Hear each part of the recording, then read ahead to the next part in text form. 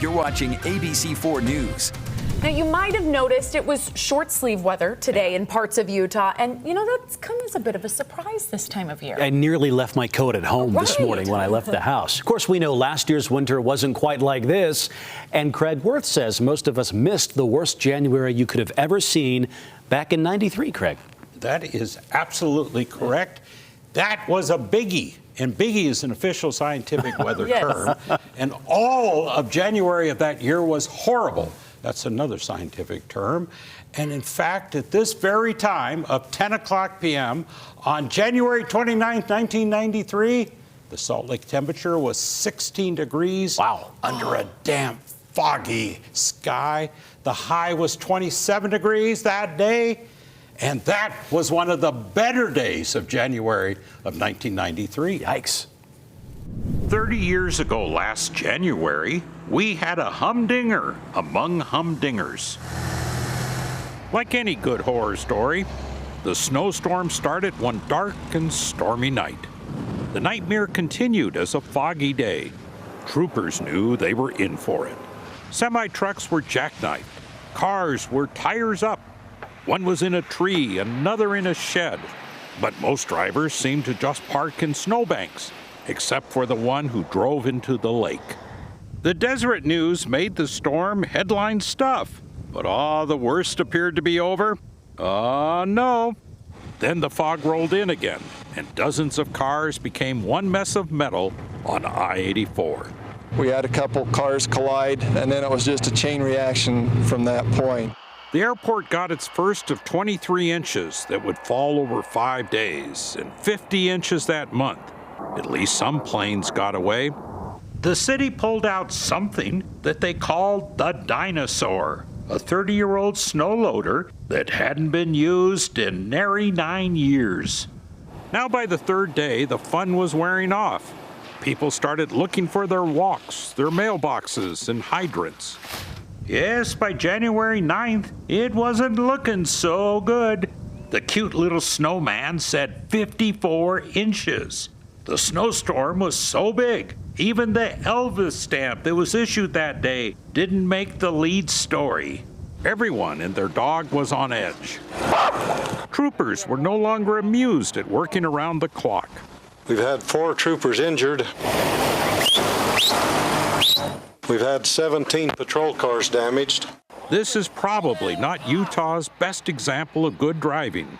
Now, halfway through the 5-day storm, Governor Levitt said it was just a royal mess out there and time to go home.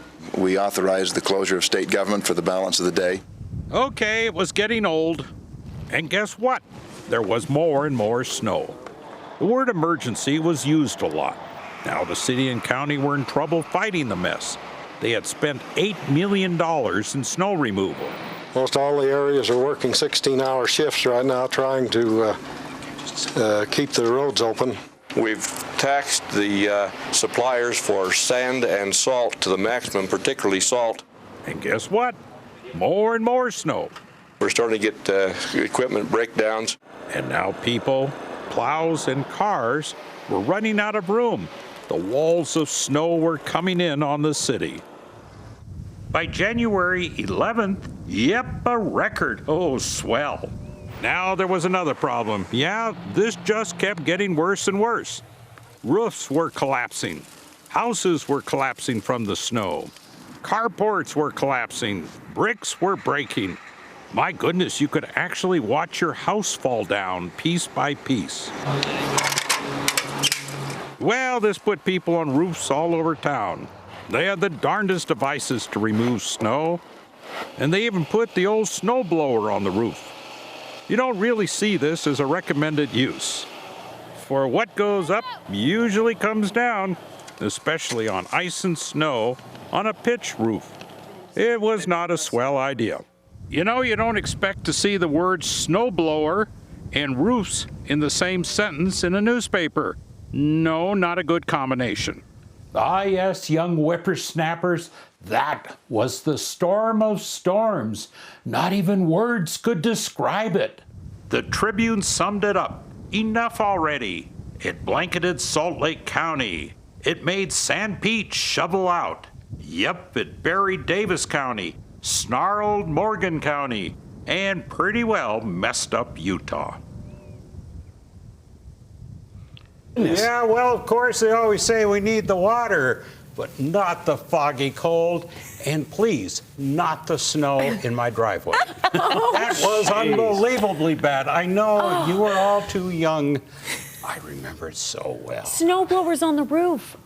I did not do that. Oh, I wouldn't recommend it. I would, but I mean, what an expert! I feel like Craig. If anyone's going to tell me about a snowstorm, it's going to be Craig Worth, and I'm going to listen and hang on your every word. The biggie was the scientific term. That's correct. My favorite is when Craig said it was getting old. You don't know how many times I'd like to say that on the forecast, and I don't get to. So You say that about me all the time, though. It's getting old. Stop. Oh boy. Too good tonight. Well, we could